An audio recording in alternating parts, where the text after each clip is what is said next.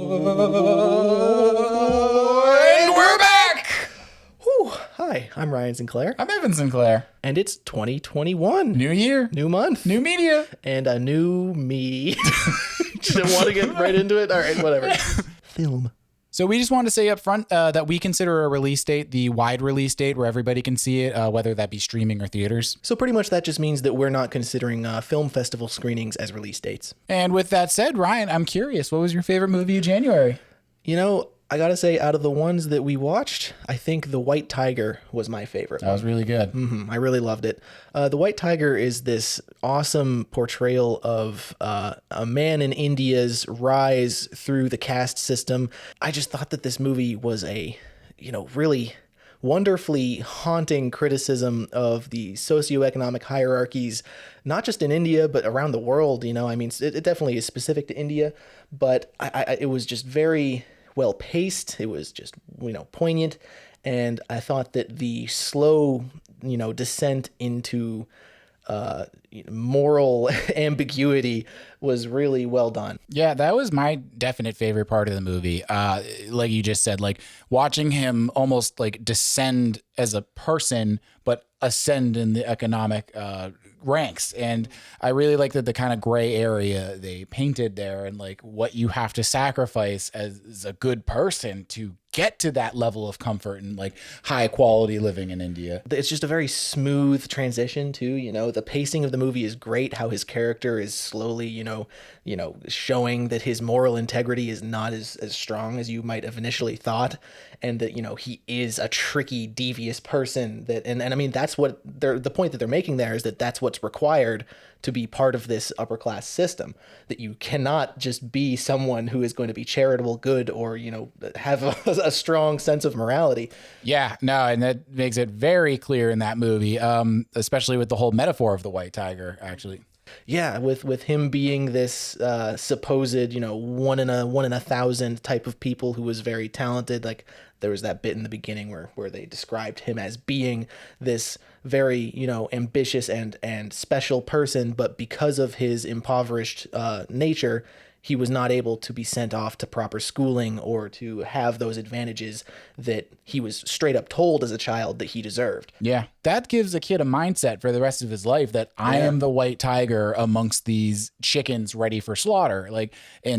Because he felt that way, he was able to kind of harness that personality, and he made damn sure that he was going to be that white tiger. Yeah, he absolutely did. And I loved the animal names that they used, even the classic the white tiger for the main character, but how the family of people that he involves himself with in the upper class, they all have these animal nicknames that sort of depict their nature.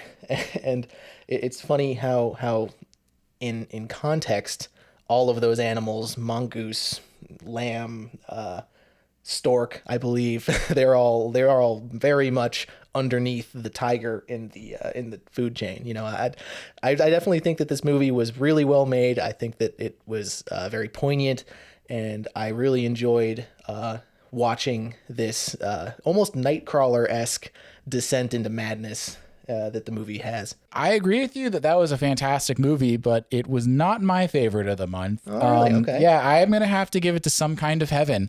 For those who don't know what Some Kind of Heaven is, it's a documentary that follows 4 different elderly people who are living in the Villages in Florida. The Villages, if you're unaware, like I was, is this little community where essentially boomers go to live out their idea of the American dream that they were kind of sold to back in the day. It's really interesting because, as the title suggests, it is trying to be this kind of heaven on earth for them. But the documentary's whole purpose is to kind of find those cracks in their lifestyles and show that you can't really escape being human. There's always going to be those hardships that come with living. And this fantasy that they're trying to live in is honestly stagnation and waiting for death. I thought that it was a really great look at breaking down that illusion of the American dream and what people really want. Getting to the core of human desire, which in the end turns out just to be comfort and companionship, But then looking at those 3 groups of people, well, the 2 individuals and then the couple, I thought that it was a very great set of choices of character studies to really, employ that idea that you cannot just, sink into this, fake reality to get away from your problems, Yeah, absolutely. Between the guy in the van who is just a complete scooze to the couple who, by all other accounts should have been totally normal fitting in there, but they are at the end of their lives and they are dealing with their own shit that really interrupts that facade. And then, to the widower, who is a very clear departure from the typical nuclear family American dream, and how she struggles to fit in a place that is so clearly designed for a very particular type of happiness. Yeah, yeah. I thought that it was just really great. Yeah, overall, this movie definitely stuck with me throughout the entire month. I've still been thinking about it into February. And yeah, I would definitely recommend that everybody watch it of all ages, honestly. I think that there's a lot to say there, the dangers of stagnation and just how you don't want to get trapped in a paradise. You always want to be experiencing the goods and bads of life. And this little made up, it honestly felt like a stage. That place felt like a stage. It didn't feel real. Like I said, like the weird pastel, little, tiny shops everywhere that are perfectly designed to make older people oh, look at this. I don't know. It was definitely very, very interesting. Yeah. Well, I would definitely recommend this movie as well as White Tiger. Mm-hmm. Television. So, not unlike our best of 2020 lists, we're actually pretty in sync in terms of what we've considered the best new release on television for January 2020. Well, I mean, let's be real. It really only could have been one thing. Yeah. I mean, honestly, y'all can probably figure it out by now. I bet, let's take a couple seconds and you can guess it. Let's see. Naruto Shippuden. It's WandaVision.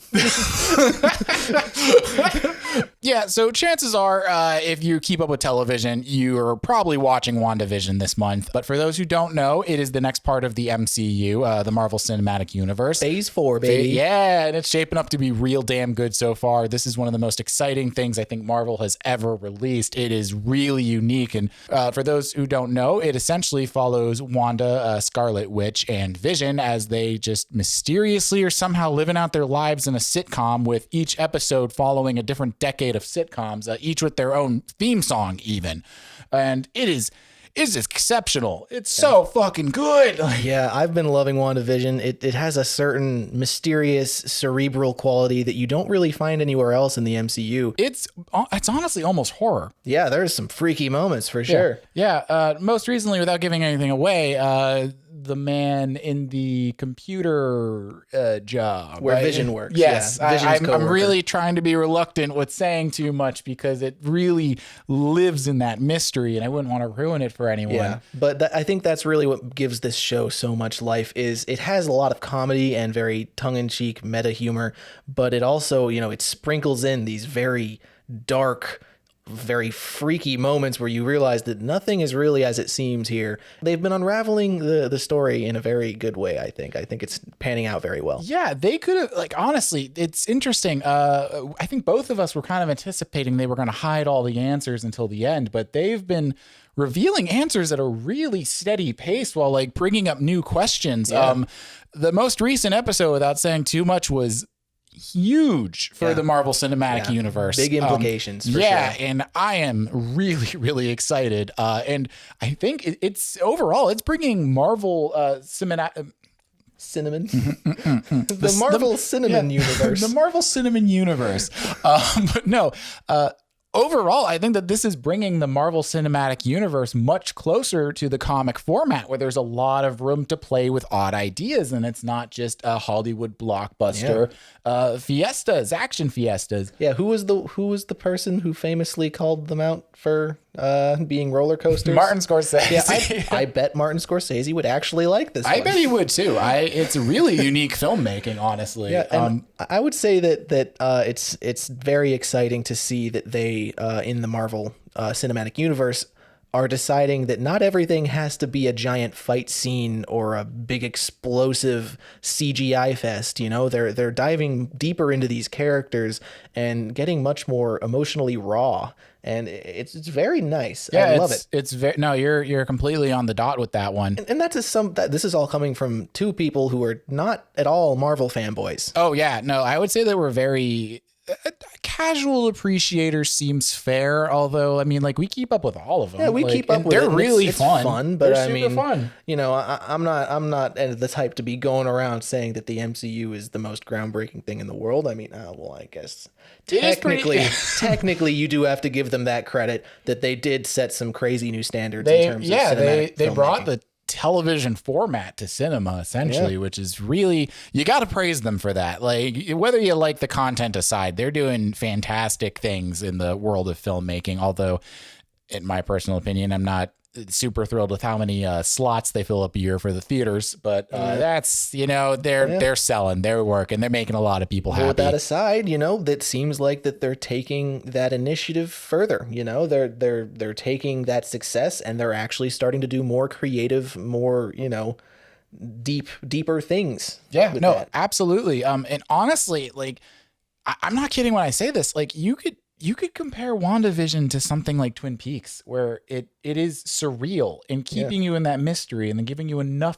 like to chew on that you want to keep going. And I'm sure there are Twin Peaks fans out there that are chewing on fucking pens for you saying that.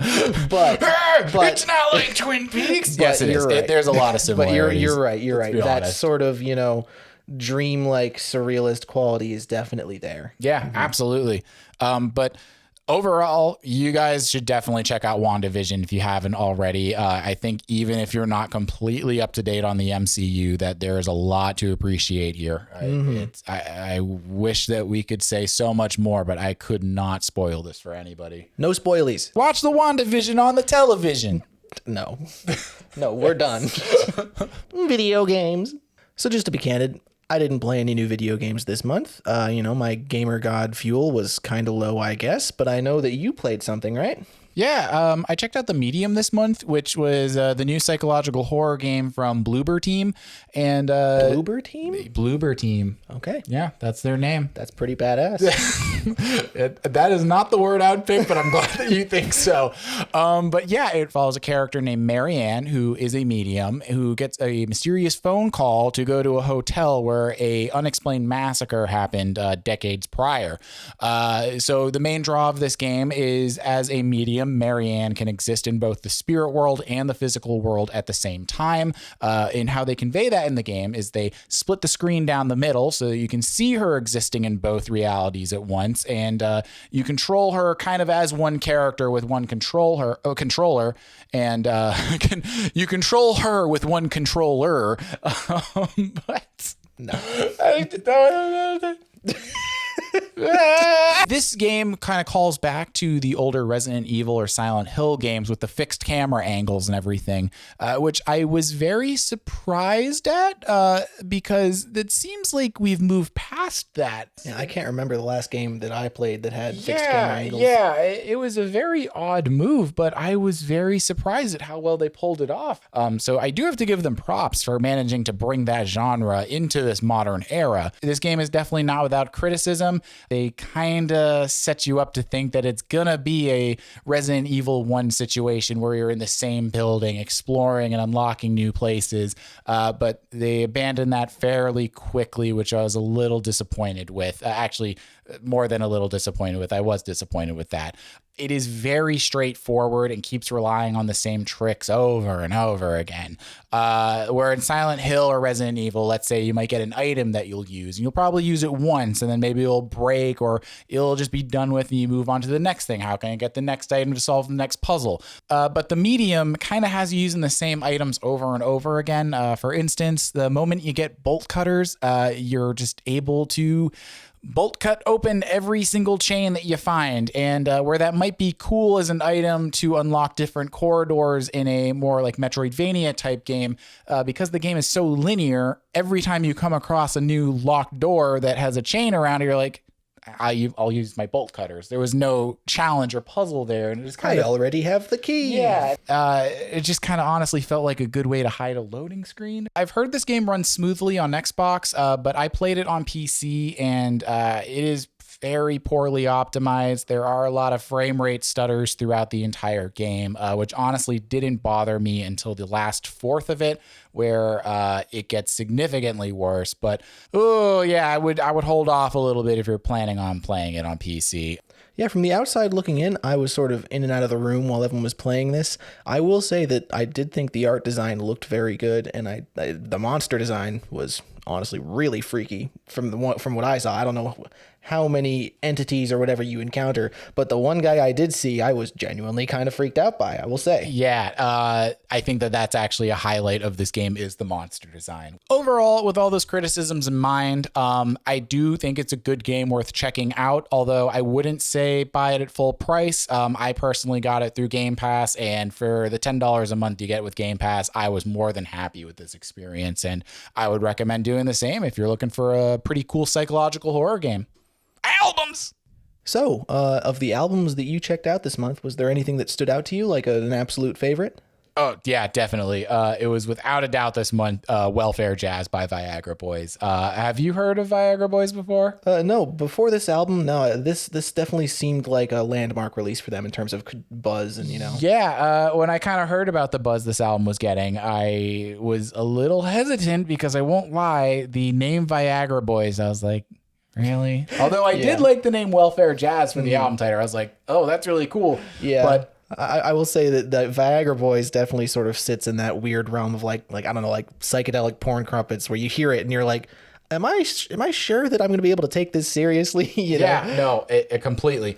But I was shocked at how well written it was. The instrumentals are really good, honestly, and I love that kind of like post-punk mixed with a horn section they got going for them. But it's like post-punk with that, like a slightly jazzy touch, but also like an outlaw country. Yeah, no, you're absolutely right. And then with the lyrics, they're pretty damn hopeless and like a celebration of being like scum. It's so cool, but I did not expect to like this as much as I did, but it's been on repeat for me all of January. Yeah, it sort of harkens back to that like Lonesome Crowded West almost kind of vibe. That is a perfect album to compare it to, actually. Yeah, I definitely think that the lyrics especially are sort of hand in hand with that attitude of, like exploring that deeper, darker sort of just, living side of America. Like, it's like a squalor fest that is just, dirty and grimy that exists and needs to be expressed. Like, I'm dirty and fuck yeah, I am. Yeah, how about you, man? What'd you check out this month?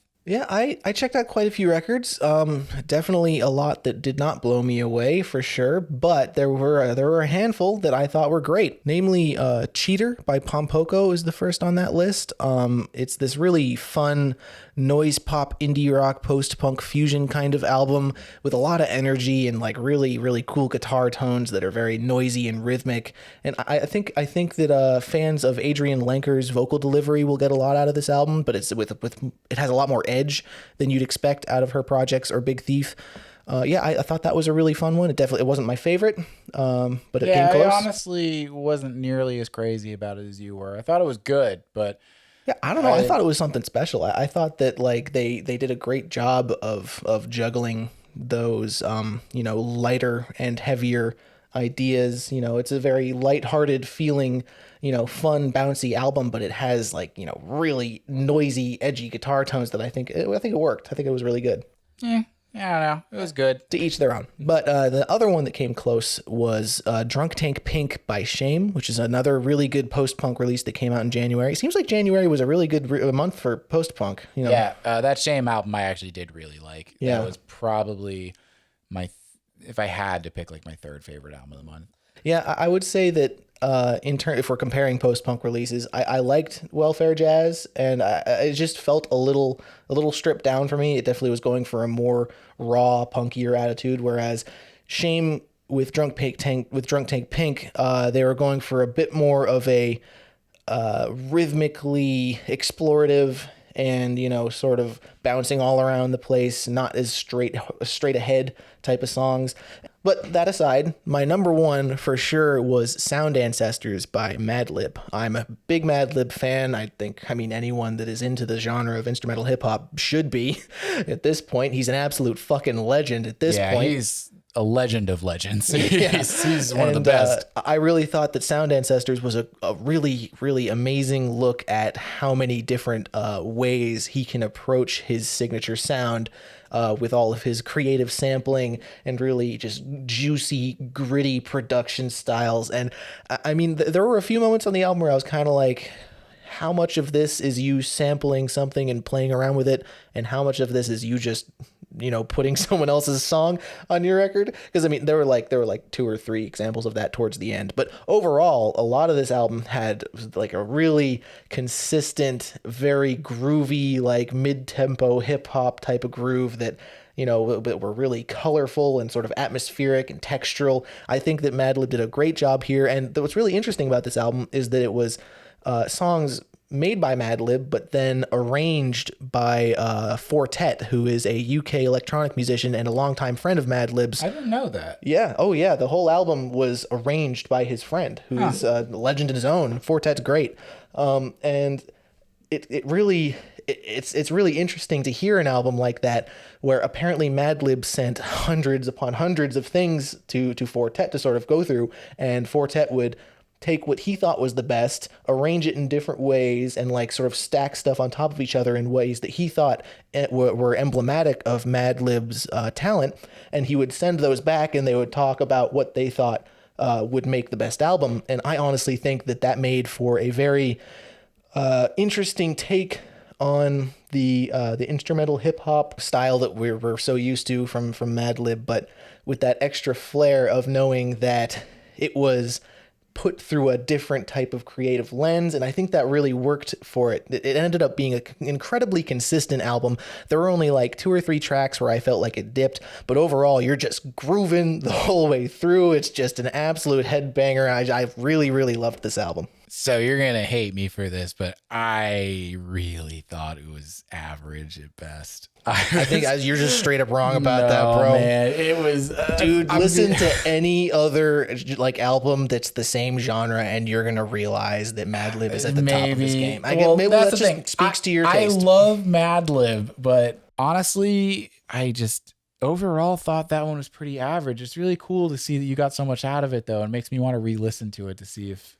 there's something I'm missing. But yeah, when I listen to it, it's also, I mean, you don't really listen to a lot of that type of music, do you? I don't, but I really love Madlib's sound, which, you know, maybe I love Madlib's hip hop sound, because this was definitely a different direction than his typical he kind sort of like smoothed it out, sort of made it a much more minimal, atmospheric kind of attitude, which I am all about. I love that shit. That is definitely way more up your alley than mine, so that makes sense. But yeah, you've got me curious to check it out again. Yep. Maybe there's something I was missing. I bet it'll grow on you in time. We'll see. Yeah, overall, I thought that this was a great addition to Madlib's discography. It's really creative, and I love that he's taking new approaches to crafting an album, you know, involving Fortet. It was really interesting, and I always love to see that there are 2, you know, titans of their respective genres, you know, working together and making great music, even, you know, decades after their, you know, entrances to the scene. It's very, very inspiring, very cool, very good music, very groovy. It's a mixture of new and familiar sounds for any Madlib fan, and I think that anyone who's interested in instrumental hip-hop or hip-hop in general has got to check this one out. It's really good. And those are our favorite releases of January 2021. We checked out a lot more new releases this month that did not make it into this video, so you can check out the description for a full list of everything that our favorites were up against. We also can't get around to everything each month, so if you see something missing from that list that you think we should check out, be sure to let us know in the comments. We'd love to hear from you. So thanks everybody for watching this video. Your support really means a lot. Yeah, and if you liked what you saw, like and subscribe would be very appreciated. We'll see you in the next one. See you.